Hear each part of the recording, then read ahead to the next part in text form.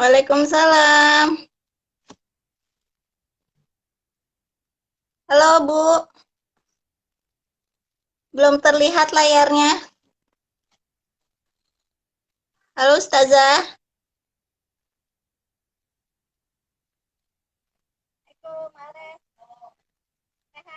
Salam. Alhamdulillah. Ya Salman nih Salman. Halo, Assalamualaikum. Lazis NU.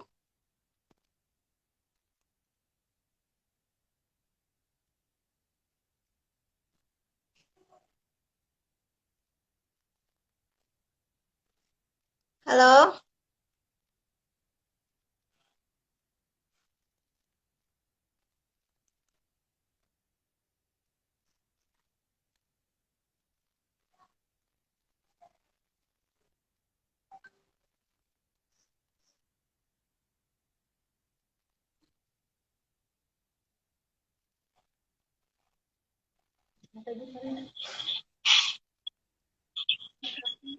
Assalamualaikum Bu.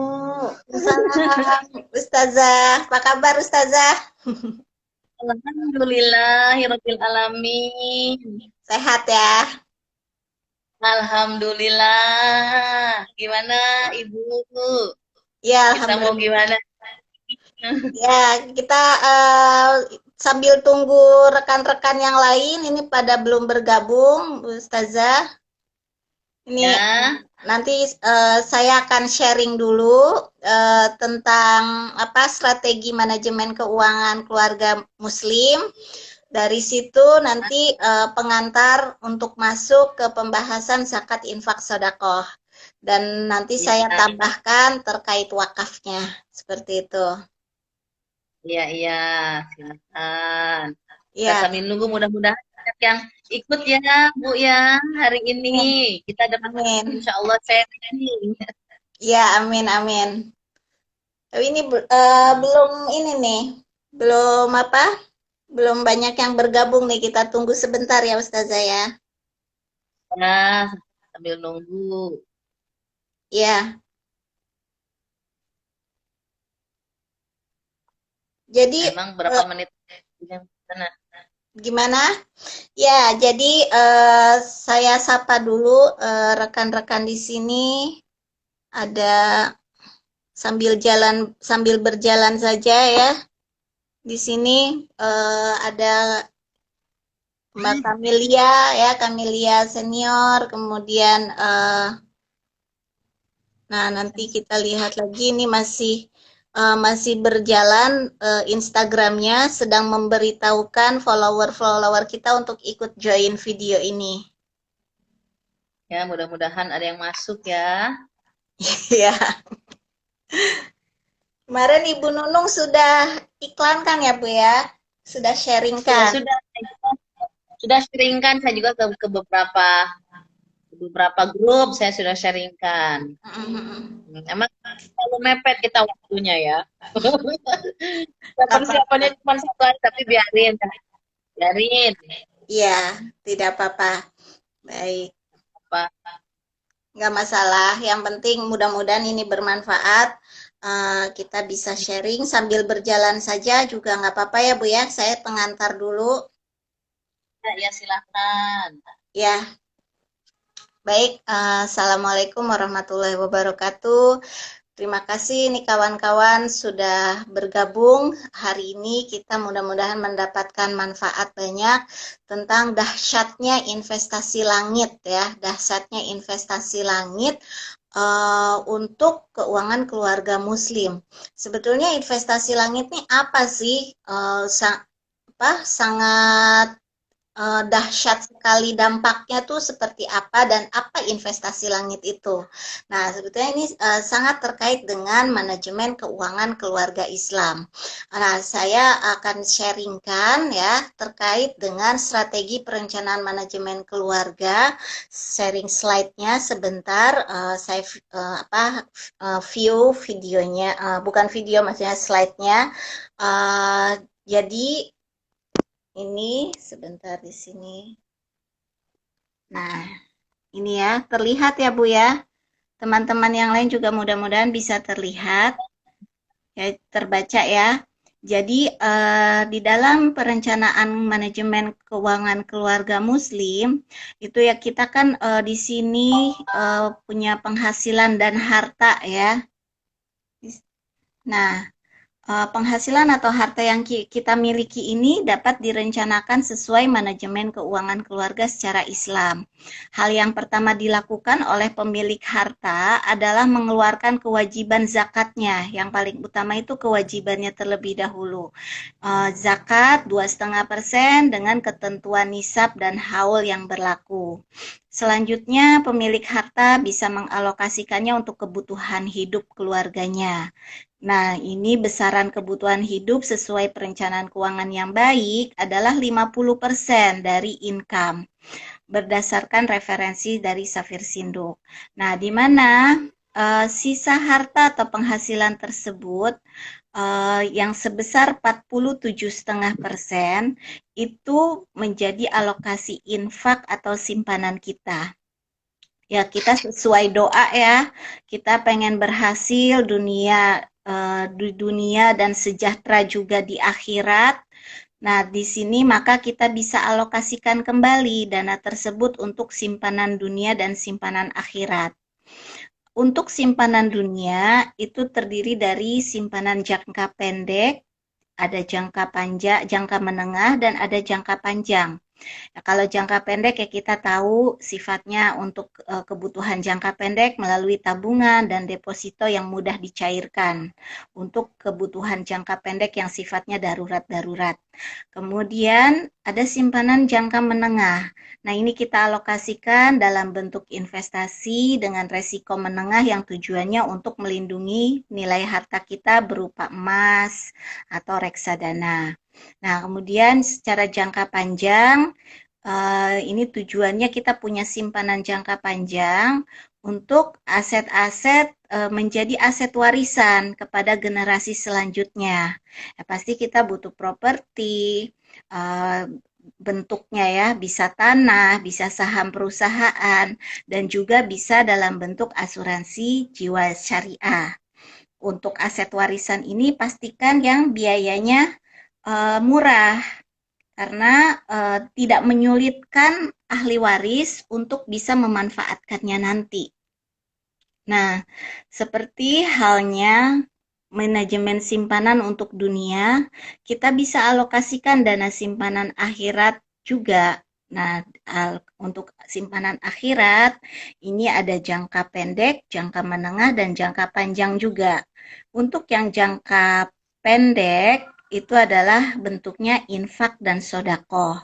Kemudian yang jangka panjang bentuknya hibah hadiah. Dan jangka menengah ya, jangka menengah hibah dan hadiah, jangka panjang properti, saham, dan asuransi jiwa syariah. Nah, nanti kita akan bahas lebih dalam lagi, khusus yang jangka pendek infak sodakoh, kemudian di sini ada pakarnya ya, Ustazah Mas'ah Khalilah. Terima kasih untuk waktunya kita bisa sharing. Beliau adalah praktisi langsung di bidang ini.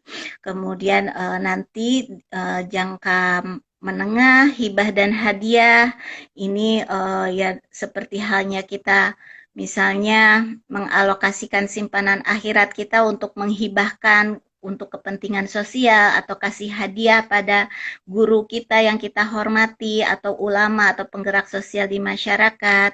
Kemudian ada juga simpanan kebaikan jangka panjang yang bekalnya untuk di akhirat nanti wakaf. Wakaf yang berupa amal jariah, bentuknya umumnya properti, bisa saham, bisa juga asuransi jiwa syariah. Seperti itu. Nah, dalam hidup ini ya tentu saja kita banyak pilihan, idealnya kita bisa hidup sehat dan produktif, tapi namanya hidup ya Ustazah nggak selalu ideal, ada kalanya muncul resiko kehidupan dan kepastian dalam hidup yang menyebabkan seseorang ini hidup tapi tidak sehat dan tidak produktif. Nah, kemudian dan mungkin saja ada kondisi lain, yaitu kita nggak hidup dan otomatis nggak produktif, ya karena kita tidak mewariskan atau mewakafkan apapun pas saat kita meninggalkan dunia ini. Ya pasti sebagai insan berakal, beriman, dan berbudi, kita bisa rencanakan hidup ini sebaik mungkin, sehingga saat kondisi kita nggak sehat, kita masih bisa produktif. Begitu juga dengan kondisi kepastian hidup, di saat kita udah nggak hidup, tapi tetap bisa produktif melalui peninggalannya berupa warisan buat keluarga ataupun wakaf dalam jumlah tertentu yang sudah direncanakan. Seperti itu. Nah, nanti bagi rekan-rekan yang ingin lebih dalam lagi bagaimana dalam mengatur keuangan keluarga Islam sesuai ini, bisa konsultasi secara japri dengan saya ya terkait dengan merencanakan, saya bisa membantu untuk merancang keuangan keluarga Bapak Ibu supaya sejahtera dunia dan akhirat nanti.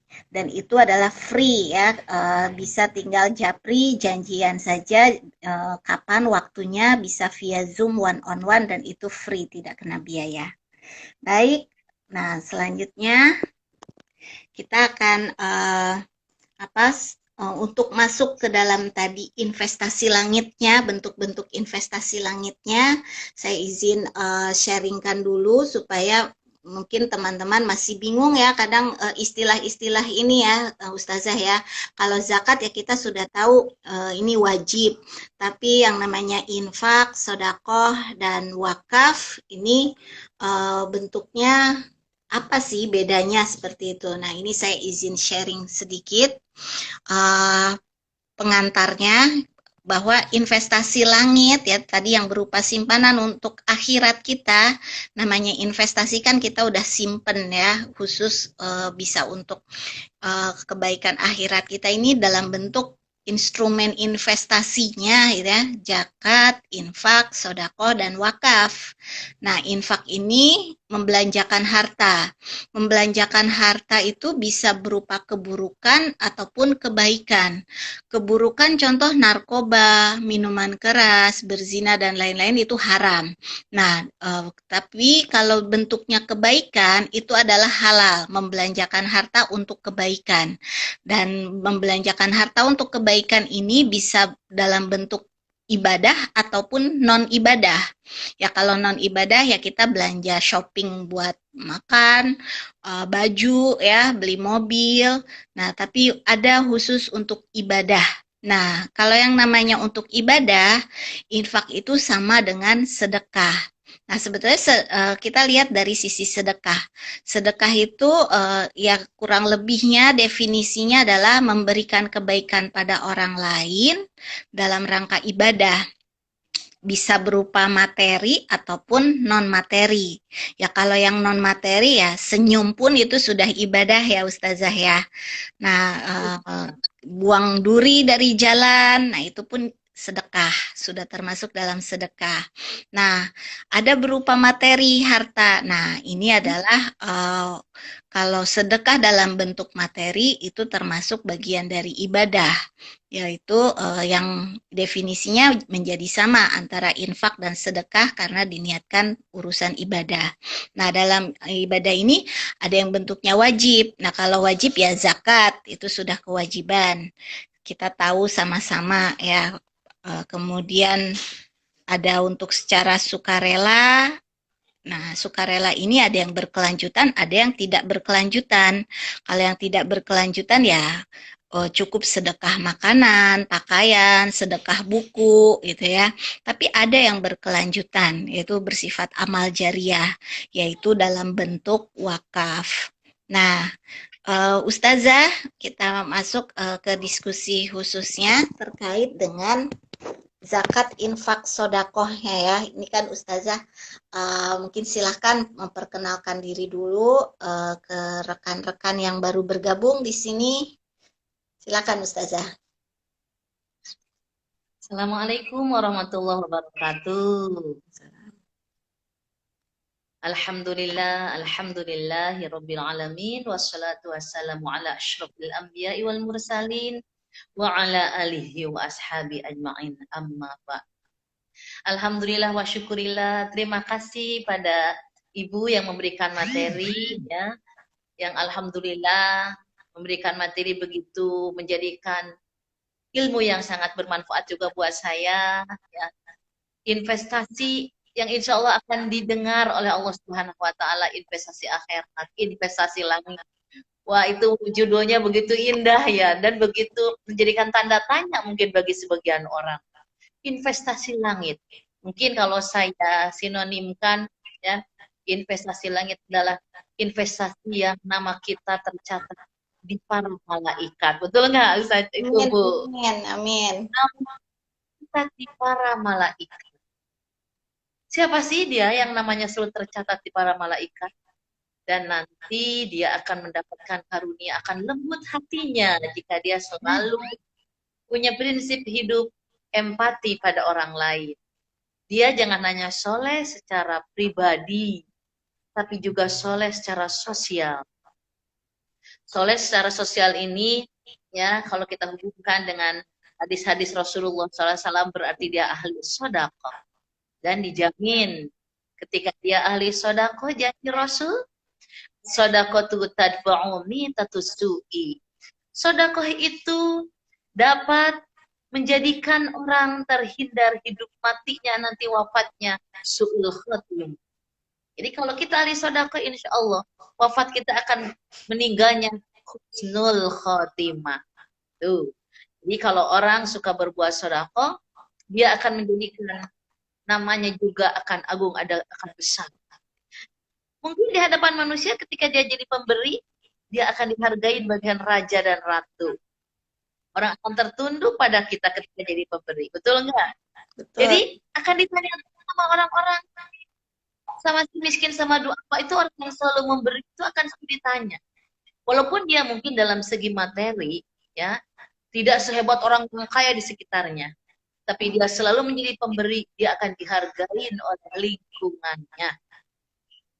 Rasulullah SAW pun menyampaikan sabdanya juga dari yang hadis yang lain, sodakotu siri tukhfi'ul ghadaba rabbi. Sodakoh secara rahasia itu akan terhindar kita dari murka Allah. Jadi insya Allah orang-orang yang suka bersodakoh banyak nilai-nilai kebaikan yang berlimpah buat dia. Jangankan buat dia, buat keluarganya saja akan banyak apa? Tebaran doa.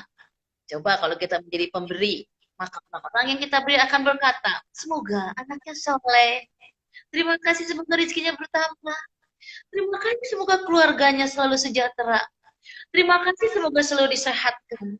Jadi ketika orang ahli sedekah, tebaran doa bagi kita. Makanya sedekah itu tasudu sab'ina baba minasu. Sedekah itu akan menutup 70 pintu kejelekan. Banyak testimoni-testimoni ketika saya ngobrol dengan beberapa orang yang selalu memberi pada orang lain. Bu Haji, itu pohon mau tebang di depan saya. Gak taunya, itu mobil saya itu berhenti seketika. Padahal langsung itu pohon di depan saya tumbang. Oh, saya kali perjalanan selalu menyiapkan uang. Memberi minimal 3 orang di perjalanan. 3 orang di perjalanan. Kalau kita ingin jadi pemberi, ya, banyak di sekitar kita. Ada seorang kakak-kakak di naik mobil bersama kita. Sepertinya, ya, di sakunya ngambil saku sebelah sini nggak ada. Ngambil saku sebelah kanan kiri tidak ada. Maka kita harus spontan nular nurani kita, hati kecil kita ingin membantu. Ataupun ketika ada orang jalan dalam posisi sepertinya butuh bantuan kita. Karena insya Allah kita punya ilmu jiwa bagaimana raut wajah orang-orang yang susah. Nurani kita ingin apa? Turun saja. Seperti saya turun saja dari kendaraan. Berhenti saja kita. Atau kalau saya tidak berhenti, pasti berdoa dalam hati. Ya Allah, pertemukan kembali saya dengan orang itu. Karena kita ingin memberi. Ya, karena ada jaminan ketika jadi pemberi kita akan ditambah kekayaan kita, keberkahan kita, kesolehan anak kita, kesejahteraan keluarga kita, kesehatan badan kita. Banyak testimoni-testimoni ketika orang menjadi pemberi. Ada satu kisah kan di Mekah pernah terjadi. Ada seorang yang dia tenaga kerja Indonesia di Mekah. Setiap beberapa menit dia selalu masuk kamar mandi, selalu masuk kamar mandi. Dan akhirnya majikannya bertanya, kenapa selalu masuk kamar mandi? Padahal majikannya itu dia punya penyakit kanker sudah stadium 4. Maka berkatalah si majikannya itu, kenapa aku selalu pergi kamar mandi? Maka si yang TKW itu dari tenaga kerja wanita Indonesia itu mengatakan, saya habis mengeluarkan ASI saya. Karena baru beberapa minggu anak saya yang baik tinggalkan karena saya bekerja menghidupi anak-anak saya. Karena dalam kondisi kekurangan, kesolehan seorang yang paham agama, memulangkan itu, walaupun belum mencapai kerjanya beberapa bulan mungkin, memulangkan dengan dibiayain. Sudah saya biayain Anda nanti pulangnya. Ini jika Anda sekian tahun gaji. Dia harus dioperasi sudah stadium 4.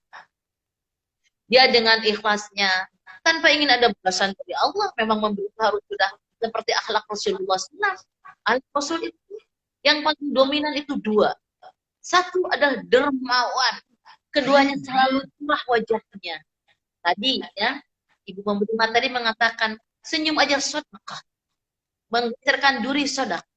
Akhirnya apa yang terjadi dengan ibu tadi yang dia sudah harus operasi stadium 4? Ketika dicek kembali itu kankernya sembuh wasilah dari bersedekah, mengorbankan materi begitu banyak. Terus saya juga sering mendengar ada beberapa jemaah saya, ya mungkin beberapa hadirin pernah mendengar ada pohon pisang, walaupun tidak terkubur di tanah pohon pisang itu, tapi berbuah. Pohon pisang itu bekas siapa?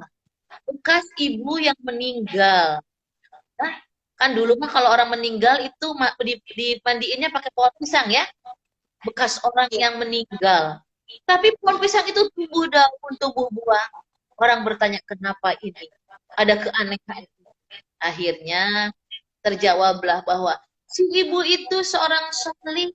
Ketika dia pulang pengajian, di sapu tangan dia yang dia bawa berisi apa? Berisi paku, berisi beling, pecahan kaca, pecahan gelas yang dia ambil karena khawatir ada orang yang celaka. Ya, akhirnya Allah memuliakannya walaupun beliau sudah meninggal. Itu berarti sedekah tenaga. Memang sedekah itu ada sedekah pemikiran, ada sedekah tenaga, ada sedekah materi, dan apa yang ada di rumah kita, sedekahkan yang tidak terpakai. Saya selalu menyuruh pada jemaah saya, baju-baju yang menumpuk di rumah keluarkan, sedekahkan, insya Allah akan ada gantinya. Alat-alat rumah tangga yang tidak kita pakai, berikan itu semua, karena itu nanti akan dihisab, ya semuanya akan dipertanggungjawabkan. Insya Allah dengan disedekahkan akan diganti oleh Allah Subhanahu Wa Taala. Jadi ya bersedekah itu masya Allah. Sedekah kalau kita ingin terang-terangan boleh, di amalan yang boleh dirahasiakan dan boleh diekspos tidak diekspos adalah sedekah. Kalau rahasia itu terhindar dari murka Allah, sirri fi'u ghadabarabi. Kalau sedekah terang-terangan itu junnatun minan nari, akan terhindar dari siksa api neraka. Tuh sedekah. Ittaqun nara walau bisyikit tamrati. Bersedekahlah walaupun hanya sebiji kurma. Sedikit sekali ya sebiji kurma. Wa illam tajidu fa bi kalimatit thayyibatin. Apabila kita tidak mampu untuk bersedekah materi, maka sedekahlah dengan kata-kata yang baik. Bagaimana sedekah dengan kata-kata yang baik? Tebarlah doa buat orang lain. Walaupun tidak kenal, di perjalanan kita tidak kenal, supir sekarang pada kosong karena COVID-19 ya, kita doakan, Mang, supaya banyak ya penumpangnya. Yang jualan menawarkan pada kita itu jualannya, Bapak, semoga jumlahnya laku. Yang kita temukan ketika naik kendaraan, ya Allah semoga itu laku. Ya Allah semoga itu jualannya laku. Ya Allah semoga itu dilancarkan sama Allah. Tebarkan doa buat orang yang kita kenal dan tidak kenal. Tebarkan kebaikannya itu kalimat-kalimat thayyibah. Jadi kalimat thayyibah itu akan seolah-olah ada mata rantainya buat kita. Maka rantai kalimat thayyibah adalah doa akan kembali matul kepada kita dan kita bercermin. Jadi kata malaikat, kalau kita mendoakan orang lain, maka malaikat menjawab, kau akan seperti itu. Kau akan baik, kau akan beruntung, kau akan senang, kau akan laku kalau kita jual. Jadi tebarkan doa. Kadang-kadang saya suka menyuruh pada jemaah saya, berdoalah orang-orang yang ada di kampung kita, doakan mereka. Dari mulai rumah pertama sampai rumah ujung itu, siapa tahu mereka itu ada dalam posisi kesisahan, posisi sakit. Kita doakan, ya Allah semoga ibu ini sehat, panjang umur, rezeki berlimpah. Doakan, sebaik-baik manusia adalah berdoa untuk orang lain dan orang itu tidak tahu bahwa kita mendoakan dia. Kalau kita sudah menjadi ahli mendoakan orang lain, insya Allah akan hilanglah rasa benci kita pada orang lain. Akan hilang, karena kita mendoakan orang-orang yang menyakiti kita. Masya Allah itu, ya, sedekah doa itu Masya Allah. Kemudian, Rasulullah SAW menyampaikan sabdanya juga dan yang lain, ya. Antaranya, as-sadaqatu syai'un 'azim. Sampai Rasul mengatakan, ya, qala hasan berkatanya 3 kali. As-sadaqatu 'azimun, as-sadaqatu syai'un 'azimun. Qala syai'un 'azimun, syai'un 'azim. Sedekah itu adalah amalan yang sangat agung. Mengapa? Karena sedekah itu memberi kebahagiaan pada orang lain. Ya, memberi kebahagiaan pada orang lain. As-shadaqatu tarudul bala. Sedekah itu akan mencegah kita dari musibah. Mau kecugak nggak jadi. Mau terpeleset nggak jadi. Itu. Kemudian mau tabrakan nggak jadi. Bahkan sedekah itu tutawwilul umur, akan memperpanjang umur kita. Pernah hikayat zaman Nabi Musa alaihissalam, katakan pada Nabi Allah Musa alaihissalam, wahai Nabi Allah Musa, engkau kan seorang utusan Allah, mintalah kepada Tuhan agar aku dikayakan, karena aku dalam posisi susah. Kata Nabi Musa, ya, ditemukan dulu, akhirnya diijabah oleh Nabi Musa. Tapi maaf, engkau hanya kaya dalam 1 tahun. Tahun berikutnya aku tidak akan diberi rezeki, terbatas rezeki. Biarin. Yang penting saya kayakan dulu, biarin. Akhirnya Allah memberi rezeki kepada orang tersebut, suami istri. Karena dia tahu bahwa dia akan dikurangi lagi rezekinya oleh Allah. Akhirnya dia membuat gudang, dan gudang itu diisi makanan. Semua orang-orang du'afa miskin silahkan datang kepadanya untuk minta bantuan. Akhirnya semua datang minta bantuan. Tapi apa? Allah tidak menghabiskan rezekinya. Dia berkata kepada Nabi Allah Musa, wahai Nabi Allah Musa, kok aku belum dimiskinkan? Malah Allah memberi keberkahan. Itulah kekayaan engkau bertambah karena engkau memperhatikan orang lain. Para hadirin, ya, teman-teman sahabat-sahabat, ya, yang menyimak pada hari ini acara kita, siapa yang suka bersedekah, Allah akan memberikan kelembutan hati kita. Man yalina qalbaka. Siapa yang ingin lembut hatinya, wa tudrika hajataka. Siapa yang ingin dipenuhi kebutuhan hidupnya, irhamal yatim, kasih sayanglah pada anak yatim. Wamsah rusahu, usap kepalanya. Maka Nabi pun berjawaban, yalin qalbaka, hatimu akan lembut. Tudrika hajataka, dan si kebutuhan hidupmu akan diijabah oleh Allah Subhanahu wa taala. Kita nanti sebentar lagi akan datang bulan Ramadan. Mudah-mudahan kita bisa menyisihkan rezeki kita untuk berzakat, infak, sedekah. Insya Allah kami dari Lazis NU Kota Bogor, ya, insya Allah kami akan menerima dan akan menyalurkan kembali rezeki yang Bapak Ibu titipkan untuk kami. Karena kami pun ingin sama-sama, ya, ada nilai pahala dari ibadah yang betul-betul menjulang ke langit ini. Bapak Ibu, ya, bersedekah dari materi, kami bersedekah tenaga mungkin untuk menyalurkan. Pemikiran kami insya Allah akan menyalurkan. Demikian yang saya sampaikan. Mudah-mudahan menjadi motivasi. Adalah amalan kita yang akan membahagiakan hidup kita dunia akhirat. Sedekah adalah amalan yang dapat mensehatkan tubuh kita. Sedekah adalah amalan yang dapat menjadikan anak turun kita soleh-soleh, tebaran doa dari orang-orang yang mendoakan keluarga kita. Sedekah adalah amalan yang akan pahalanya para malaikat juga ikut mendoakan kita semua. Terima kasih. Assalamualaikum warahmatullahi wabarakatuh. Waalaikumsalam. Belum nih, Bu Ustazah, belum ditutup ya. Kita masih buka diskusi dan tanya jawab. Ya, Iya, iya. kita masih Boleh. buka tanya jawab dan sebagai refresh ya, saya ini kepada yang rekan-rekan yang baru hadir, saya akan tampilkan lagi ya tadi ya rangkuman dari yang disampaikan oleh Ustazah. Mungkin ada beberapa yang masih bingung ya dengan istilahnya. Sebenarnya investasi langit nih apa sih gitu kan?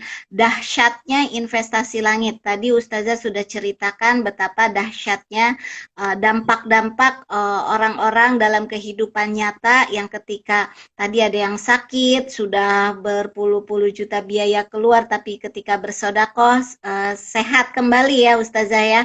Jadi di sini ya gimana? Kisah nyata bukan fiktif. Iya, kisah nyata ya tadi ya. Jadi memang betapa dahsyatnya investasi langit ini. Ya kita pasti sebagaimana doa kita pengen hidup sejahtera dunia dan akhirat ya. Selalu doa sapu jagat, Robana atina fid dunya hasanah wa fil akhirati hasanah. Nah, di sini mungkin rekan-rekan masih bingung apa sih bedanya infak, sodakoh gitu kan. Kalau zakat ya kita tahu itu adalah wajib sifatnya. Nah, terus apa bedanya infak, sodakoh, dan wakaf? Nah, di sini saya ya kita saling reminder sedikit ya, refresh lagi. Di sini infak itu adalah membelanjakan harta. Membelanjakan harta itu bisa dalam bentuk belanja untuk kebaikan, ada belanja untuk keburukan ya. Kalau belanja keburukan ya misalnya ya untuk narkoba, amit-amit ya, miras seperti itu. Nah, tapi ada kita belanjakan harta untuk kebaikan yang sifatnya yang halal. Belanja untuk kebaikan ini ada yang termasuk ibadah, ada yang non ibadah. Kalau yang non ibadah yaitu bisa contohnya ya belanja untuk kebutuhan makan, pakaian, mobil. Kemudian untuk ibadah itu infak sedekah. Nah, ibadah infak ketika ditujukannya untuk kebaikan yang bersifat ibadah itu disebut nah terminnya definisinya sama nih dengan sedekah. Ketika sebuah infak kegiatan membelanjakan harta itu diniatkan untuk ibadah, nah itu adalah namanya sedekah. Nah, kita lihat dari sisi sedekah. Sedekah itu memberikan kebaikan pada orang lain dalam rangka memang niat ibadah. Bisa bentuk materi atau non materi tadi seperti Ustazah contohkan senyum ya, buang duri dari jalan itu non materi. Nah, kalau yang materi berupa harta, berupa fisik harta, ya ini berarti dia termasuk infak sama dengan sodakoh tadi. Ketika infak sama dengan sodakoh, ada yang bersifat wajib yaitu berupa zakat, kemudian yang bersifat sukarela, ada yang berkelanjutan, ada yang tidak berkelanjutan. Nah, kalau yang berkelanjutan itu jariah namanya. Karena meskipun kita tidak ada, pahala mengalir terus insya Allah dalam bentuk wakaf. Dan ada yang tidak berkelanjutan. Ya ketika kita tutup usia ya sudah selesai. Misal untuk sedekah, makanan, pakaian, dan lain-lain. Seperti itu ya Ustazah ya. Mungkin silakan teman-teman yang mau bertanya di kolom komentar. Silakan kita nanti diskusikan bersama-sama. Ada yang mau ditanyakan? Oke. Nah, sambil menunggu pertanyaan dari teman-teman, ini saya sekilas tentang wakaf, izinkan saya bukan pakarnya, tapi terkait dalam wakaf ini perlu direncanakan di dalam keuangan keluarga juga. Karena kan kita pengen memberikan tidak hanya warisan untuk keluarga ya, tapi juga untuk masyarakat, untuk publik ya, untuk umat ya. Nah, ini sebetulnya gimana sih sejarah awal wakaf ya, saya izin share screen. Nah, ini Masjid Nabawi ini adalah wakaf pertama Rasulullah. Ya, jadi kemudian diikuti oleh para sahabat seperti adanya wakaf kebun kurma oleh Umar bin Khattab di tanah Khaybar yang sampai sekarang hektaran dan sampai sekarang buah kurmanya uh, ya berbuah panen terus. Ini bayangkan sudah 1440 berapa 400 ya sudah lebih dari 1400 Hijriah ya Bu Hajah ya. Nah, Ya, hampir 1.500. ya, nah kemudian ada lagi dari sahabat Utsman, wakaf sumur Utsman bin Affan, yang dari sumur air sekarang berkembang jadi kebun korma dan jadi hotel produktif juga. Kemudian Universitas Al-Azhar Mesir juga ini adalah bentuk dari wakaf ya, berkembang karena wakaf. Ini contoh bentuk wakaf umat yang kampusnya berdiri sejak 970 Masehi. Jadi tercatat dana tunai sebesar 147 juta pon diperuntukkan buat pembiayaan 55 fakultas termasuk 6.154 orang staf akademiknya. Dan sejarah mencatat Universitas Al-Azhar ini perluasan dari fungsi masjid yang sama sejak zaman Khalifah Al-Aziz Nazar, dinasti Fatimiyah. Nah, kemudian kita juga di Indonesia, orang Indonesia ada ini orang Aceh ya, wakaf Aceh dari Habib Bugag Asy, sering disebut Asy Aceh ya. Kata Aceh sendiri berasal dari nama beliau Asy. Nah, ini memberikan manfaat uang saku 4 juta per orang untuk 4.000 orang jamaah Aceh setiap tahunnya. Nah, luar biasa. Jadi total 16 miliar per tahun. Dan di sana dan dia membangun hotel di Mekah berupa namanya Serambi Indonesia. Luar biasa ya. Nah, ternyata ini menarik. Ada 2 pesawat terbang pertama di Indonesia juga berasal dari wakaf. Ya. Jadi mungkin pernah dengar pesawat Dakota RI 001 Selawah. Nah, ini pesawat angkutan pertama yang dipunyai Indonesia ternyata dibeli dari hasil dana wakaf masyarakat. Nah, jadi wakaf juga tidak hanya dalam segi untuk keperluan ibadah seperti masjid ya, tapi juga di sini pesawat terbang pun dari wakaf. Nah, ini ada hal menarik lagi. Ada seorang tentara TNI ya, Teku Markam, dia menyumbang 38 kilo emas Monas ya, jadi untuk wakaf juga. Dan ini ada di Indonesia wakaf Pondok Pesantren Gontor. Kalau tadi di Mesir Universitas Al-Azhar juga wakaf, dan di Indonesia pun alhamdulillah ada wakaf Pondok Pesantren Gontor yang sebagian yang punya tanah wakaf 253.000 hektar. Hasil dari sawah-sawah wakaf tersebut digunakan untuk kepentingan pendidikan. Dan sekarang sudah mulai berkembang wakaf produktif, ada dalam bentuk SPBU juga, buat SPBU Gontor. Nah, pertanyaannya, jika orang lain bisa mewakafkan langsung aset yang dimiliki, bagaimana kesempatan kita bisa melakukan kebaikan yang sama? Karena ya 2% populasi ternyata menguasai 85% uang Indonesia. Uang di Indonesia itu dikuasai hanya oleh 2% populasi.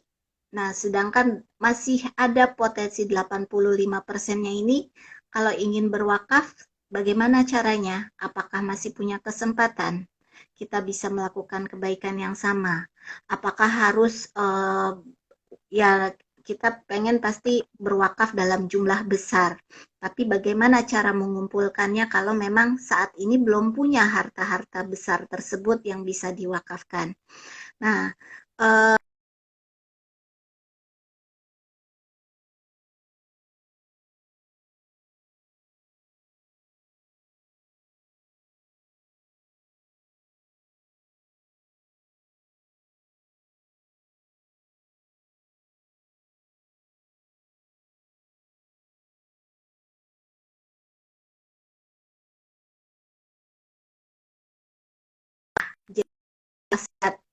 ketika dia meninggal dunia, manfaat asuransinya itulah yang sebesar untuk wakaf. Jadi jumlahnya kita bisa jauh lebih besar yang kita hasilkan. Misalnya kita niatkan kita nabung 500.000 selama 10 tahun, tapi misal ternyata nggak ada umur, dari ya uang istilahnya manfaat asuransinya bisa cair dalam jumlah besar dan itu bisa diwakafkan.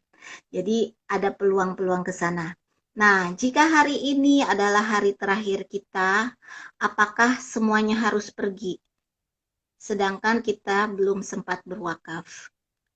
Oke, nah ini ada ya tadi yang saya sharingkan sedikit ya, ada wasiat wakaf uang santunan asuransi jiwa syariah, ini fatwa DSN MUI yang bisa mengoptimalkan nilai wakaf kita dalam jumlah besar meskipun saat ini kita belum punya asetnya seperti itu. Oke, baik. Ada yang mau ditanyakan dari rekan-rekan? Sebentar, saya lihat dulu. Nah, ini yang insya Allah kita semua diberikan rezeki yang berkah sehingga bisa berwakaf. Amin. Ya, terima kasih Ibu Ike Hamdan.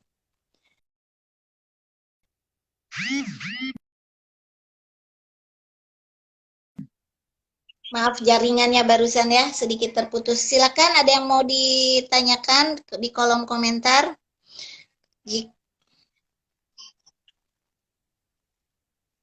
Atau mungkin ada komentar lain.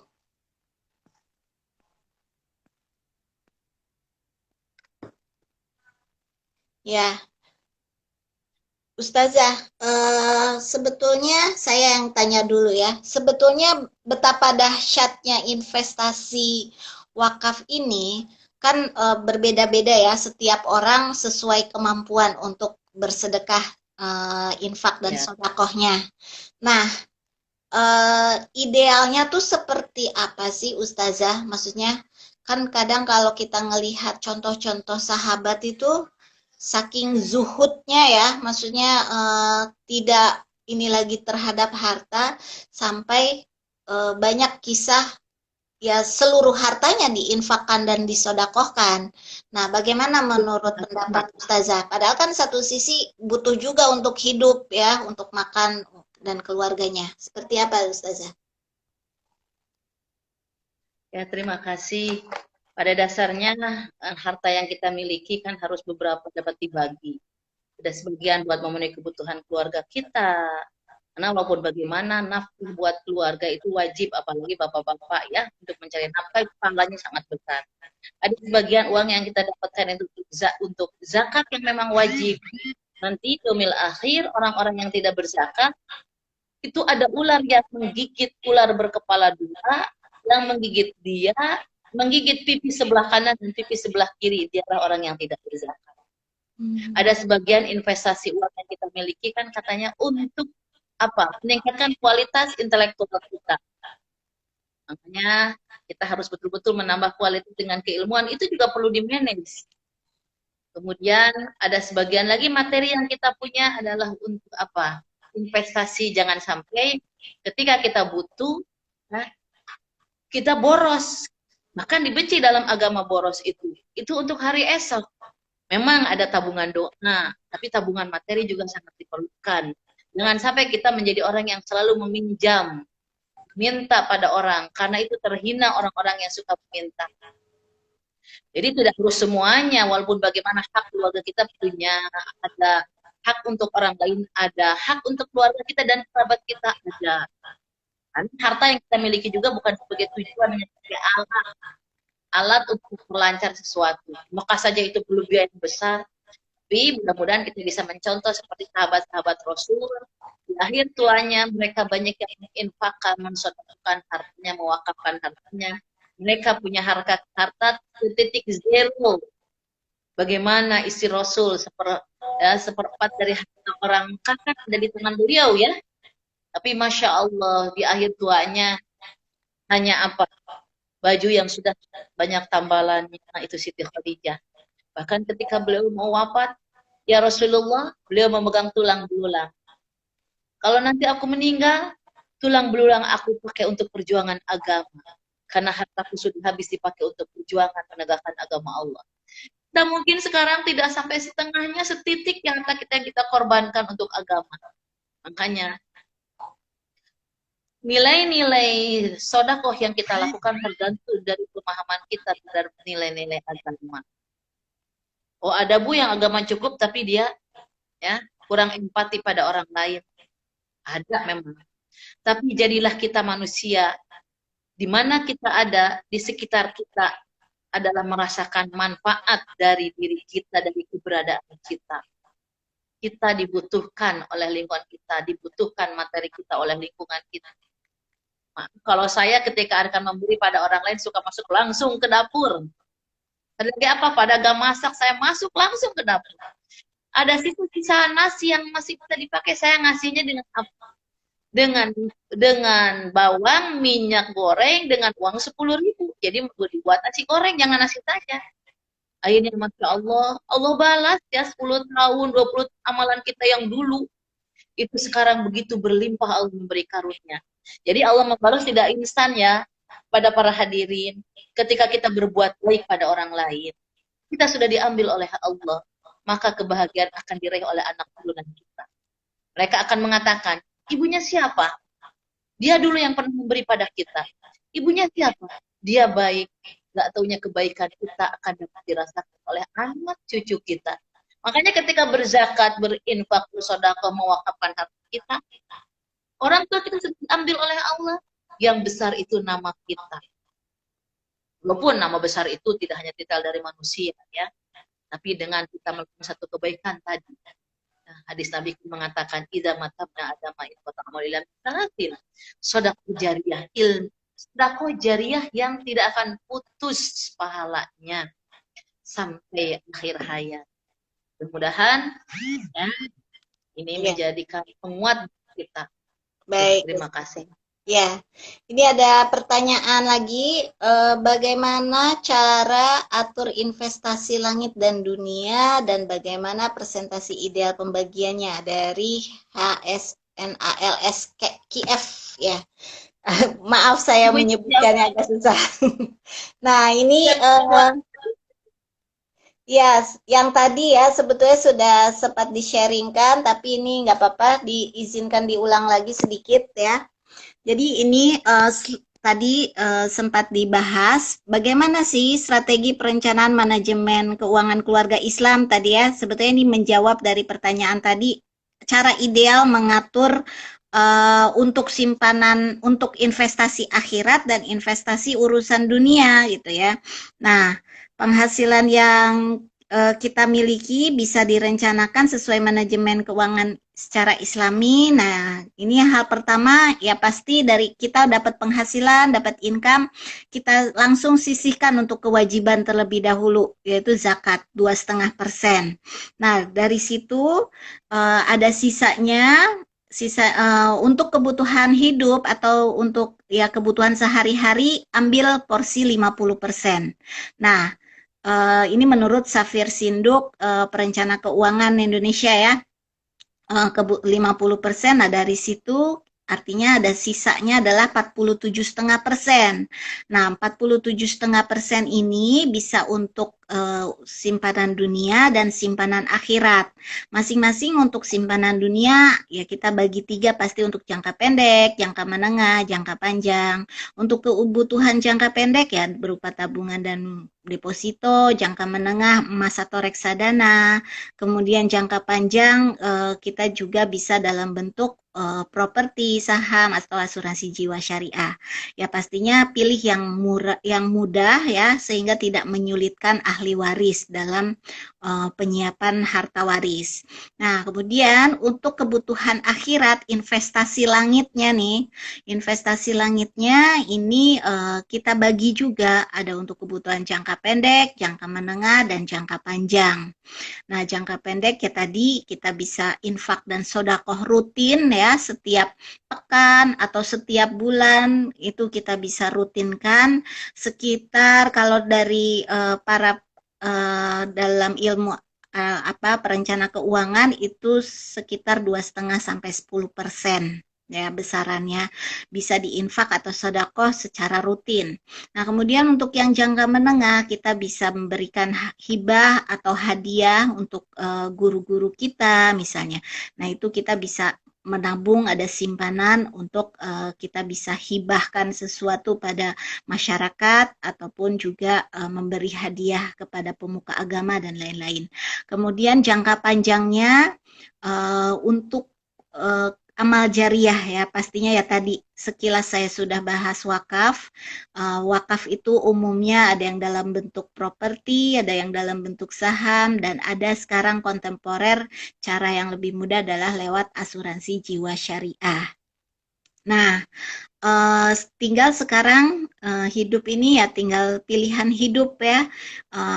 Ada ya kondisi ideal ya kita bisa hidup sehat dan produktif ya. Ini kita saat kita punya penghasilan itu kondisi ideal, tapi ya namanya hidup ada juga beresiko ketika kita tetap hidup tidak sehat dan sehingga kita nggak punya penghasilan, ada juga ya kepastian kita meninggal dunia. Nah, sekarang pilihannya kalau kita mau hidupnya terencana, ketika kita hidup nggak sehat, tapi tetap bisa produktif. Bagaimana caranya?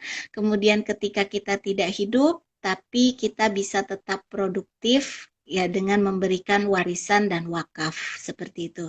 Ya, rekan-rekan sekalian di sini bisa mengatur, merencanakan keuangan ini supaya hidup lebih terencana agar tercapai sejahtera dunia dan akhirat. Nah, silakan bagi yang ingin diskusi, konsultasikan khusus perencanaan keuangan keluarganya, saya bisa bantu untuk sharingkan tentang bagaimana perhitungan-perhitungan ini dan idealnya seperti apa. Karena masing-masing keluarga punya permasalahan berbeda-beda ya, sehingga bisa konsultasikan secara personal, one on one, dan sudah saya sharingkan jadwalnya di Instagram saya. Oke, baik. Ada lagi yang lainnya? Ya. Baik, Ustazah, waktunya alhamdulillah ya, sudah tidak ada pertanyaan lagi.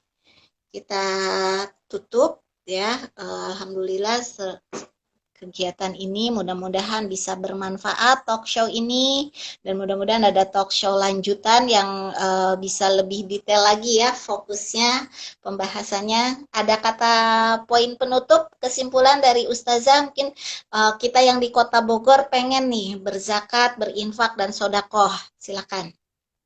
Kemana bisa disalurkannya, bisa diinformasikan Ustazah. Oh iya, terima kasih. Alhamdulillah pada hari ini ya kita dapat ilmu juga dari Ibu pemberi materi yang Masya Allah. Ya mudah-mudahan apa yang disampaikan saya juga bisa melakukannya. Amin, amin. Para hadirin, mudah-mudahan kita menjadi ahli orang yang zakat, ahli sedekah, salurkanlah sedekah itu kemana saja, pada siapa saja, dan insya Allah kami pun ya, menerima sedekah zakat infak dari bapak-bapak ibu-ibu ya yang berada di Lazisnu Kota Bogor, sekretariatnya itu Lazisnu Kota Bogor. Lihat nanti ada di IG, buka saja nanti alamat Lazisnu Kota Bogor di situ ada insya Allah. Ya.